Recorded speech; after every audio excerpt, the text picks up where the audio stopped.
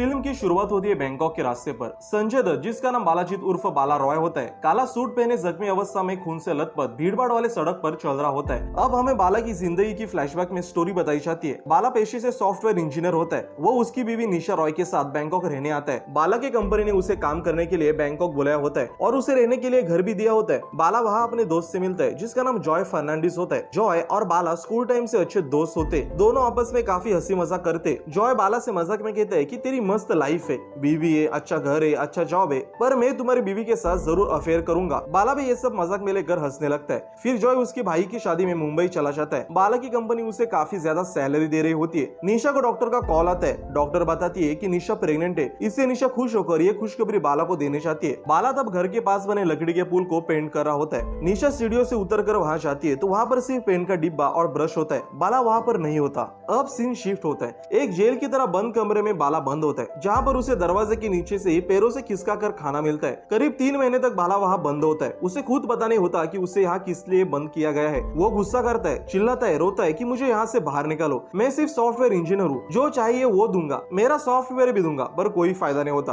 उसकी पुकार सुनने वाला कोई नहीं होता। सिर्फ रोज एक खाने की प्लेट दरवाजे के नीचे से पैरों द्वारा खिसकाई जाती है। उस आदमी को भी बाला कभी नहीं देखता, सिर्फ उसका शूज दिखाई देता है। बाला उस काले कलर के बंद कमरे में बंद होता है और इसकी वजह भी उसे पता नहीं होती। बाला खाना फेंकता है, दरवाजे पर हाथ पैर मारता है, लेकिन उसे कोई जवाब नहीं मिलता। वो बिल्कुल अकेला होता है। बाला को रोज सुबह शाम सिर्फ फ्राइड मोमोज खाने को मिलते थे, इसके अलावा कुछ भी नहीं। दिन ब दिन बढ़ जाते। बाला उस खाने और जिंदगी से ऊब जाता है। उसे नफरत होने लगती है, पर वो बेसहारा होता है। उस काले रंग के भकास दिखने वाले रूम में ब्लैक एंड व्हाइट टीवी होती है। बाला उसे देखता है, पर उसके अंदर के इमोशंस मर रहे होते। उसे अब डर गुस्सा कुछ नहीं आता। उस रूम में लाल रंग से बनी हुई पेंटिंग लगाई होती है, जो कि रेड सर्कल होता है। अगर किसी दो व्यक्ति की किस्मत में एक दूसरे से मिलना तय होता है तो वो जहाँ पर मिलते उस जगह को रेड सर्कल कहा जाता है। ये एक तरह का संदेश होता है जो बाला को दिया गया था। बाला उस पेंटिंग को देखकर ये बात बखूबी जान लेता है और वो मन ही मन कहता है कि मैं तुम्हारा इंतजार करूंगा। उस रूम में एक म्यूजिक बजती है और उसी वक्त केमिकल गैस छोड़ी जाती है, जिससे बाला बेहोश हो जाता है। फिर कुछ लोग आकर उसके बाल काटते थे, कपड़े बदलते थे और कमरा साफ करते थे। बाला की मानसिक स्थिति खराब हो जाती है। उसे निशा के गला काटने के सपने या फिर वो उसे दिखाई देती है। फिर बाला टीवी पर देखता है तो उसके बीवी के मर्डर की न्यूज होती है, जिसका इल्जाम बाला पर ही लगाया गया होता है। वहाँ पर बाला के ब्लड सैंपल और ग्लास पर उंगलियों के निशान मिलते। बाला को पूरी तरह से फंसाया जाता है, क्योंकि बाला तो 1 साल से उस लॉकअप रूम में बंद होता है। वहाँ से उसका ब्लड सैंपल और उंगलियों के निशान ले होते। इससे दुखी और गुस्सा होकर बाला शीशा तोड़ देता है और कांच के टुकड़े से दोनों हाथों की नसें काट कर लॉकअप में मौजूद कैमरे की तरफ देखता है। थोड़ी देर बाद बाला को होश आता है तो वो बेड पर लेटा होता है और उसके दोनों हाथों पर इलाज कर पट्टी लगाई होती है। बाला को खुद को चोट पहुंचाने या मरने की भी इजाजत नहीं होती। बाला को समझ आता है कि जिसने उसे बंद किया है वो उसे जिंदा रखना चाहता है ताकि एक दिन उसे मिल सके। बाला सोचता है कि भले ही उसे बंद किया गया है, पर उसकी याददाश्त, सोच, दिमाग किसी के गिरफ्त में नहीं है। वो हर एक इंसान का नाम लिखना चालू करता है जिसके साथ उसकी जिंदगी में कभी रिश्ता था। हर एक आदमी के बारे में सोचने लिखने लगता है जिसके साथ बाला ने कभी कुछ बुरा किया हो। फिर बाला एक तार से चुपके से दीवार के पास जाकर अपने शरीर पर लकीर खींचकर जख्म बनाने लगता है, जिसका दर्द उसे इस वक्त की याद दिलाएगा और वो जख्म का निशान कायम रहेगा।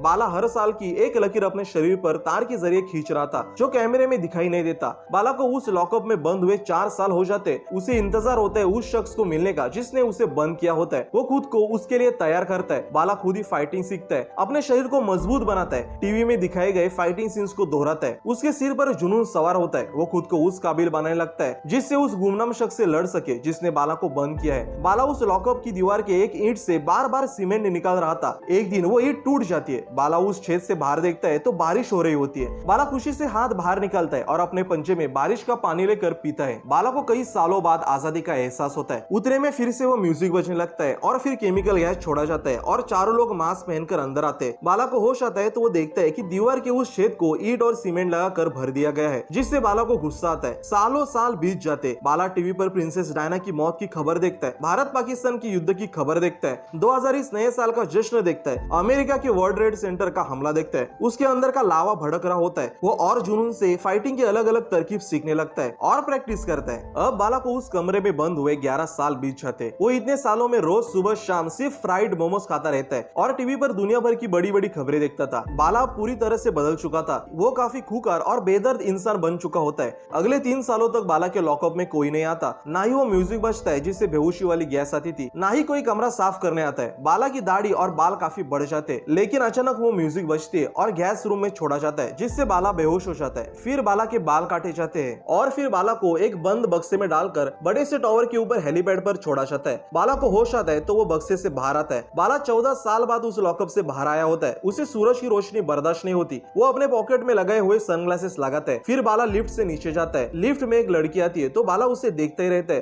क्योंकि 14 सालों के बाद बाला ने किसी इंसान को देखा होता है। बाला कोड चेक करता है तो उसमें उसकी डायरी और नोटों की गड्डी होती है। बाला को 14 साल बाद बैंकॉक शहर पहचानना मुश्किल होता है। ऐसे में वो सोचता है कि वो उस आदमी को कैसे पहचानेगा, कैसे दिखता होगा, कहाँ होगा। उतरे में बाला देखता है कि कुछ आवारा लड़के लड़कियों को छेड़ रहे। 14 साल लॉकअप में बाला ने काफी सारी फाइटिंग की तैयारी की होती है। उसे खुद के फाइटिंग स्किल्स को परखना होता है। फिर बाला उनसे अकेले फाइटिंग करता है और सभी को धूल चकाता है। वो खुद के इम्तिहान में पास हो जाता है। फिर बाला एक कैफे में जाकर खाना खाने लगता है। उसके बाजू के चेयर पर एक आदमी बैठा होता है। वो वहां से चला जाता है, पर अपना फोन छोड़कर। बाला चम्मच से खाना खाने वाला होता है, तभी वो फोन बजता है और उसकी वही रिंगटोन होती है जो बाला के लॉकअप में बेहोशी वाला गैस आने पर म्यूजिक बजती थी। बाला को समझ आता है कि ये फोन उसके लिए ही है। वो तुरंत फोन उठाता है। और कौन हो तुम? मुझे 14 साल क्यों बंद किया और अचानक रिया क्यों छोड़ा? इतनी नफरत थी तो जिंदा क्यों छोड़ा? तो वह आदमी सामने से बाला से कहता है कि मैंने तुम्हें सिर्फ ट्रांसफर किया है। यह शहर तुम्हारे लिए जेल से कम नहीं है। मैं कौन हूँ ये जानने से बेहतर तुम्हारे लिए ये जानना जरूरी है कि मैं क्यों हूँ। कोई पागल ही होगा जिसने तुम्हारे साथ ऐसा किया है। अपनी जिंदगी की किताब को गौर से देखो। स्कूल टाइम खत्म हो चुका है, अब होमवर्क का टाइम है। वैसे तुम्हारा खाना ठंडा हो रहा है। ये सुनकर बाला चौंकना हो जाता है और आजू बाजू देखने लगता है। उसे पता चलता है कि कोई उस पर नजर रख रहा है। फिर बाला अपने घर जाने टैक्सी पकड़ता है, पर उस बैंकॉक के टैक्सी वाले को इंग्लिश या हिंदी नहीं आती। बाला उसे किसी तरह से अपने घर का एड्रेस समझा रहा होता है। तभी वहाँ एक दूसरी टैक्सी आकर रुकती है। उस टैक्सी की ड्राइवर बाहर आती है। उसका नाम जेनी सिंह होता है। वो भी बाला की तरह इंडियन होती है। वो बाला से कहती है कि देसी लगते हो तो देसी टैक्सी में बैठो, उस नूडल फूडल्स के चक्कर में मत पड़ो। जेनी को बाला कोई आम पैसेंजर लगता है। फिर बाला जेनी के टैक्सी में बैठता है और उसे अपने बैंकॉक वाले घर का एड्रेस बताता है। रास्ते में जेनी काफी बड़बड़ करने लगती है और बिना कुछ पूछे खुद के बारे में जानकारी बताती है, पर बाला उसे कुछ नहीं कहता।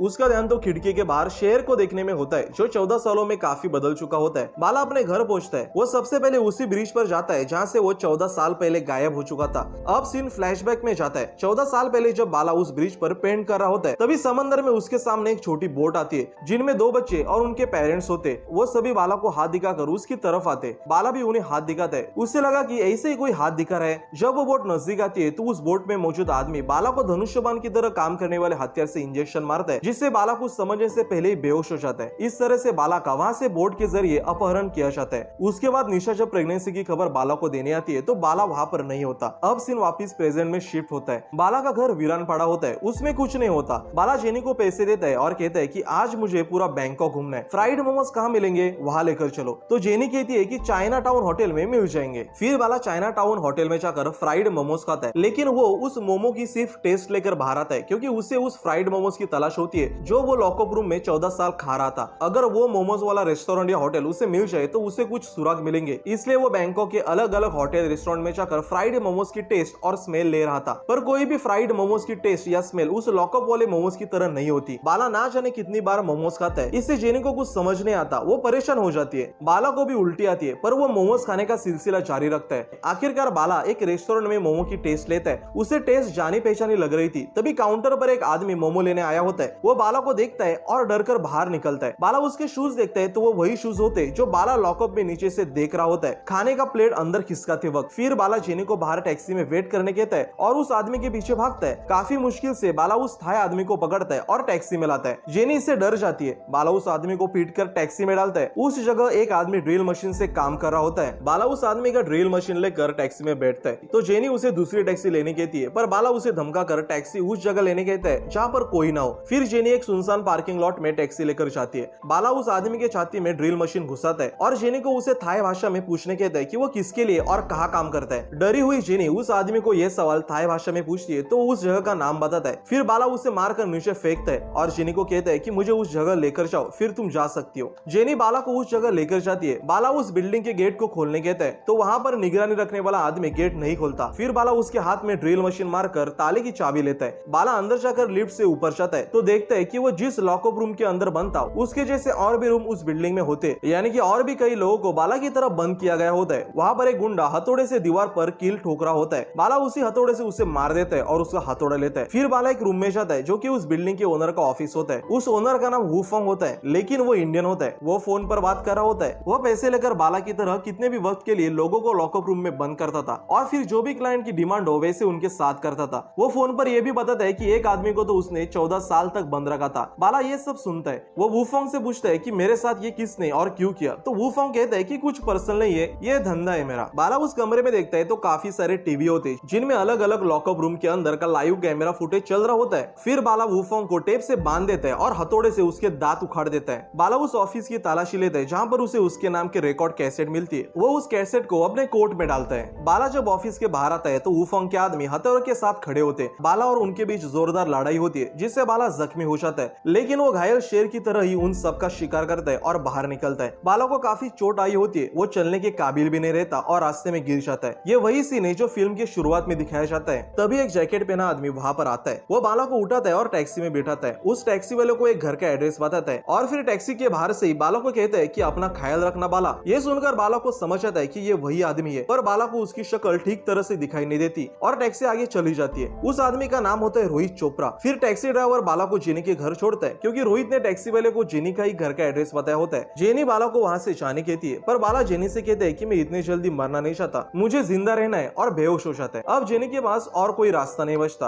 वो डॉक्टर को बुलाकर उसका इलाज करती है। जेनी बाला के कोर्ट में मौजूद उसकी डायरी पढ़ती है जिससे उसे बाला के पास के बारे में पता चलता है। फिर बाला टेप रिकॉर्डर पर वो कैसेट लगाता है जो उसने वुफोंग के ऑफिस से लिया होता है। उस कैसेट में रोहित चोपड़ा और वुफोंग की कॉल रिकॉर्डिंग होती है। रोहित चोपड़ा वुफोंग से कहता है कि बाला को 14 साल के लिए बंद रखो, उसे सुबह शाम खाना दो, 24 घंटे रूम में कैमरा चाहिए, वो जीना भी नहीं चाहिए और मरना भी, बस वो जिंदा चाहिए। उसे बाला को जीते जी मौत देनी होती है और वो उसमें कामयाब भी होता है। बाला ये रिकॉर्डिंग सुन रहा होता है। उतने में बाला को रोहित का कॉल आता है। रोहित बाला को कहता है कि हम दोनों का काफी पुराना रिश्ता है, जिस लम्हे का हम 14 साल से इंतजार कर रहे थे वो अभी आया नहीं है, लेकिन नजदीक है। मैं तुम्हें मुझ तक पहुंचने का और एक सुराग बताता हूँ। फिर रोहित बाला को एक जगह का नाम बताता है जिसका नाम ट्यूसी रंगसेट होता है। बाला उस जगह का एड्रेस जेनी को पूछता है, फिर बोर्ड से वहां चला जाता है। बाला उस जगह पर मौजूद घर में जाता है। घर के अंदर उसे उसकी और निशा की पुरानी तस्वीर मिलती है। तभी कोई पीछे से डंडा लेकर बाला पर हमला करता है। बाला तुरंत उसे डंडा पकड़कर मारने वाला होता है। तभी उसे पता चलता है कि वो आदमी बाला का खास दोस्त जॉय है। जॉय जब बाला पर हमला करता है तो उसे भी पता नहीं होता कि वो बाला है। करीब 14 साल बाद दोनों एक दूसरे से मिलते हैं। बाला जिस घर पर आया होता है वो घर उसके दोस्त जॉय फर्नांडिस का ही होता है। फिर बाला जॉय को रोहित और वुफोंग की कॉल रिकॉर्डिंग सुनाता है, पर जॉय कहता है कि मुझे नहीं पता ये कौन है और उसे मेरे घर का एड्रेस कैसे पता चला। तभी जॉय को फोन पर अननोन कॉल आता है। जॉय वो कॉल उठाता है तो सामने रोहित होता है। वो कहता है कि 14 सालों बाद दोनों दोस्तों की मुलाकात कैसे रही। घर का पता करना तो मामूली बात है, मुझे तुम्हारा ब्लड ग्रुप डीएनए, यहाँ तक कि तुमने 14 सालों में कितने सुकर गेम जीते वो सब पता है। फिर वो कॉल रखता है। जॉय बाला से कहता है कि मैं नंबर ट्रेस कर दो जिससे पता चलेगा कि ये कौन है, तुम उस टैक्सी वाली से बात कर लो। फिर बाला जेनी के ऊपर बैठकर उसके चेहरे पर चाकू लगाता है और उसे रोहित के बारे में पूछता है और कहता है कि उसे तुम्हारे घर का एड्रेस कैसे पता चला। पर जेनी कहती है कि मुझे कुछ नहीं पता। तभी बाला को जॉय का कॉल आता है। जॉय बाला से कहता है कि मैंने उसे ट्रेस कर लिया है, जेनी के सामने वाला ही उसका घर है। बाला जेनी के घर की खिड़की से सामने वाला घर देखता है तो उस घर पर रेड सर्कल का निशान बनाया होता है जैसे लॉकअप रूम में बनाया होता है। बाला अपना हथौड़ा लेकर भागा दौड़ा उस घर में जाता है। अंदर जाकर देखता है तो 5 बॉडीगार्ड होते और वहां पर खुद रोहित चोपड़ा मौजूद होता है। रोहित बाला से कहते हैं कि आखिरकार 14 सालों से जिस पल का इंतजार था वो आ ही गया, आमने सामने फेस टू फेस। मैं तुम्हें खत्म कर दूं या तुम मुझे, हमें इस पल का पूरा मजा लेना चाहिए। फिर बाला रोहित से पूछते है कि कौन हो तुम। तो रोहित कहते हैं कि मुझे तुमने बनाया और मैंने तुम्हें। वैसे इस 14 सालों में मैंने बिजनेस एम्पायर भी खड़ा किया, मगर उससे ज्यादा फख्र मुझे तुम जैसे दरिंदे को बनाने में है। तो बाला गुस्से से रोहित को मारने चाहता है, पर बॉडीगार्ड उसे रोक लेता है। तो रोहित बॉडीगार्ड से कहता है कि तमीज से पेश आओ क्योंकि ये सिर्फ 4 दिन का मेहमान है। फिर बाला कहता है कि लेकिन आज का दिन तेरा आखिरी दिन होने वाला है। तो रोहित कहते हैं कि मैंने तुम्हें 14 साल बंद क्यों किया और यह क्यों किया, इसका जवाब जानने के लिए सिर्फ तुम्हारे पास 4 दिन बचे। पहले मैं तुम्हारी सारी प्यारी चीज को खत्म करूंगा, फिर तुम्हें। तुम्हारी हर एक दिन की तकदीर मैंने लिखी थी, आज भी तुम मेरे सामने यहाँ हो। तुम्हारे दोस्त ने यहाँ का पता करवाया, ये सब मेरी ही लिखी हुई तकदीर है। तुम जिस कंपनी की तरफ से बैंकॉक आए थे वो भी मेरी ही कई कंपनियों में से एक है। मैंने ही तुम्हें यहाँ लाया था, लेकिन मैं भी तुम्हारे तरह अकेला हूँ। सिर्फ तुम्हारे दर्द ने मुझे जिंदा रखा। तुमसे बदला लेना ही मेरा जिंदगी का मकसद है। जब बदला खत्म होगा तो मेरी जिंदगी जीने का मकसद भी खत्म होगा। तुम्हें 14 साल तड़पाता हुआ रखा ताकि मैं जिंदा रह सकूं। तो बाला पूछता है कि कौन सा बदला, कैसा बदला। तो रोहित कहता है कि धीरज रखो, पहली मुलाकात में सब जानना है क्या। फिर रोहित वहां से जाने लगता है। जाते जाते वो बाला के कान में कहता है कि बीवी को तो नहीं बचा सकते और जेनी को भी घर में अकेला छोड़ा है, वो भी दरवाजा खुला छोड़कर। बाला को जेनी की फिक्र होने लगती है। वो भागकर जेनी के घर जाता है। वहां पर वुफोंग अपने गुंडों के साथ आया होता है। उसने जेनी को बेड से बांधकर उसे टॉर्चर कर रहा होता है। बाला को देखकर वो उसे घुटने पर बैठकर माफी मांगने कहता है, नहीं तो जेनी को मारने की धमकी देता है। बाला उसे कहता है कि मुझे कोई फर्क नहीं पड़ता। तो वुफोंग कहता है कि फिर यहाँ मजनू की तरह भागे दौड़े क्यों चले आए। फिर बाला घुटने के बल बैठ जाता है क्योंकि उसे जेनी को बचाना होता है। वुफोंग बाला को उसका हथौड़ा उसके हाथ में देकर खुद के दांत उखाड़ने कहता है जैसे बाला ने उसके दांत उखाड़े होते। बाला हथौड़े हथौड़े से खुद का दांत उखाड़ने वाला होता है तभी वुफोंग को रोहित का कॉल आता है। रोहित उसे कहता है कि अब तू बाला के दांत उखाड़ेगा, ऐसा कुछ मत करना, मैं तुम्हारे दांतों की कीमत दूंगा। रोहित का आदमी पैसों से भरी बैग लेकर वुफोंग को देता है। फिर वुफोंग बाला से कहते हैं कि तू बहुत किस्मत वाला है, वो तुझे बहुत चाहता है। बाला वुफोंग से कहते हैं कि इस किस्से को यही खत्म कर, वरना जो हाथ तूने चीनी को लगा है वो काट के रख दूंगा। तो वुफोंग अपनी जुबान बाहर निकाल कर कहता है कि फिर तो जुबान भी काटनी पड़ेगी, लेकिन हमें तो सिर्फ वुफोंग जेनी को मारते दिखाई देता है। एनीवे वुफोंग बाला को डंडे से एक घाव मारकर चला जाता है। फिर बाला जेनी को छुड़ाता है। तब जेनी बाला से कहती है कि अब तो यकीन है या फिर तुम्हें और सबूत चाहिए। उधर रोहित बाला में इतना उलझा होता है कि अपने मैनेजर से सारे बिजनेस मीटिंग कैंसिल करने के तय। उसे ना नफे का लालच होता है और ना नुकसान का डर। उसके पास बेहिसाब पैसा होता है। बाला जेनी को लेकर शहर से कहीं दूर जाता है क्योंकि जेनी उसकी कमजोरी बन चुकी होती है। आज जेनी की वजह से ही वुफोंग उससे बच गया होता है। रोहित का आदमी ये खबर रोहित को देता है। रोहित की नजर बाला की हर हरकत पर बनी होती है। बाला और जेनी एक होटल में कमरा लेते। जेनी बाला को बियर का कैन देती है। बाला जेनी से कहते हैं कि अगर तुम अनकंफर्टेबल हो तो मैं दूसरा रूम ले सकता हूँ, पर अनकंफर्टेबल तो बाला होता है। ये बात जेनी को समझ आती है। वो बाला को धीरज देती है और पूछती है कि क्या तुम सच में वुफोंग का हाथ काट दोगे क्योंकि उसने मुझे हाथ लगाया। तो बाला हाँ कहता है। तो जेनी कहती है क्या वो मुझे भी मार डालेगा क्योंकि मैं तुम्हारी प्यारी चीज हूँ। इस पर बाला कुछ नहीं कहता, लेकिन जेनी को जो समझना होता है वो समझ जाती है। फिर दोनों साथ में क्वालिटी टाइम बिताते। तो दूसरी ओर बाला खुद को रिंग में मार खाकर चोट पहुंचा रहा होता है। उसे दर्द पसंद होता है। थोड़ी देर बाद बाला के कमरे में बेहोशी की गैस छोड़ी जाती है जिससे दोनों बेहोश हो जाते हैं। फिर रोहित उस कमरे में मास्क पहनकर आता है। उसके हाथ में एक बॉक्स होता है। वो बॉक्स रोहित उस कमरे में रखता है। फिर बेहोश बाला और जेनी के बाजू में लेट जाता है। रोहित कहते हैं कि तुम्हारे पास वक्त बहुत कम है, तुम्हें जो चीज करनी चाहिए थी वो मैंने कर दी। इन सब फिजूल कामों में अपना वक्त मत बर्बाद करो। तुम्हारा हर कदम और ताकत मेरी तरफ उठनी चाहिए, मैं ही तुम्हारा मकसद हूँ। होश आने पर जब बाला वो बॉक्स खोलता है तो उसमें वुफोंग का कटा हुआ हाथ होता है और एक चिट्ठी होती है। उसमें वही बातें लिखी होती है जो रोहित ने बेहोश बाला और जेनी के बाजू लेटकर कही होती है। सिर्फ उसमें आखिरी में लेबर ओमनिया विंसेंट ये लैटिन भाषा का वाक्य लिखा होता है। जेनी डर जाती है। वो कहती है कि हमें यहाँ से दूर जाना चाहिए। तो बाला कहती है कि और मेरे 14 साल का क्या, उससे बदला लेकर शायद मैं फिर से इंसान बन सकूं। जेनी बाला से कहती है कि आखिर उसे मेरे घर का और अब इस होटल का एड्रेस कैसे पता चला। तो बाला कहता है कि मैं जानता हूँ। फिर वो जेनी के साथ एक इलेक्ट्रॉनिक शॉप में जाता है। वहां जाकर बाला उस शॉपकीपर को एक चिट्ठी लिखकर देता है जिसमें लिखा होता है कि मुझ में कहीं ट्रैकिंग डिवाइस छुपाया गया है, वो ढूंढो। बाला लिख कर देता है क्योंकि रोहित को यह बात पता न चले। फिर वो शॉपकीपर मेटल डिटेक्टर से ट्रैकिंग डिवाइस ढूंढ निकालता है। वो डिवाइस बाला के शोल्डर के चमड़ी के अंदर छुपाया गया होता है। फिर चमड़ी को काट कर उसे निकाला जाता है। जेनी बाला से पूछती है कि लेटर में लेबर ओमनिया विंसेंट लिखा था, इसका क्या मतलब होता है। तो बाला कहते हैं कि ये लैटिन भाषा है जिसका मतलब हार्ड वर्क कॉन्क्योर्स ऑल होता है। यह हमारे स्कूल का ब्रीद वाक्य था।